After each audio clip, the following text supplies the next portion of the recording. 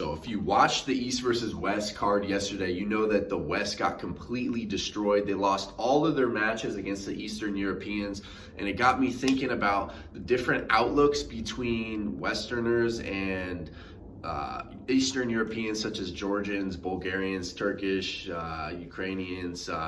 It just seems like the approach that a lot of Americans have is that it's more of a casual thing. Arm wrestling, they're not viewing it as like a like a full-time like sport or like a professional like an athlete. They're viewing it more as like a hobby. They're more hobbyists in America.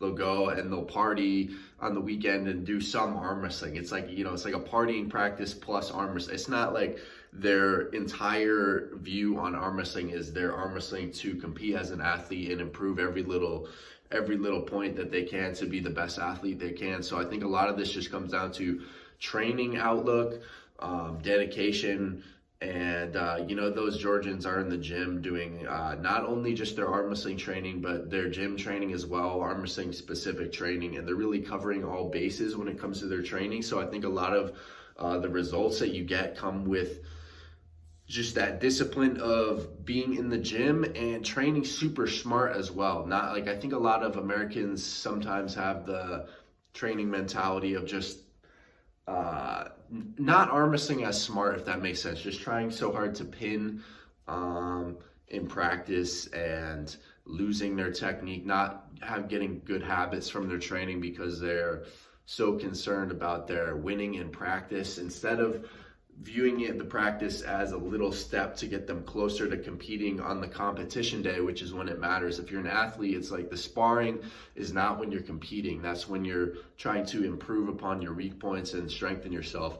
But the actual competition day is when you're trying to put your best effort out there. So I think a lot of it just comes down to training perspective between Europeans and Westerners. But I believe that in the West, arm wrestling is definitely growing a lot, and people are training smarter, so it's something that's going to improve. But man, that was brutal seeing the West getting absolutely destroyed in that East versus West.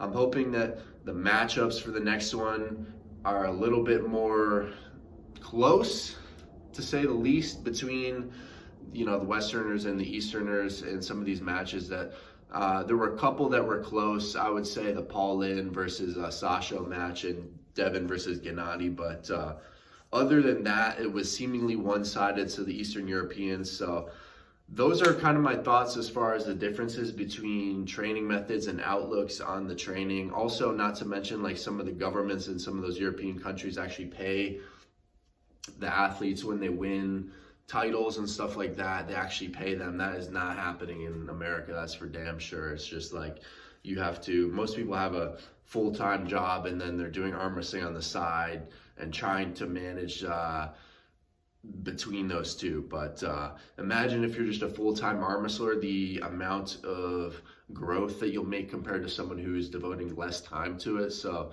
it really just comes down to that prioritization and outlook. So let me know what you guys think on this topic, between the differences between Eastern Europeans and Americans, Canadians, in terms of outlook and training. I'm curious what you guys have to say about that.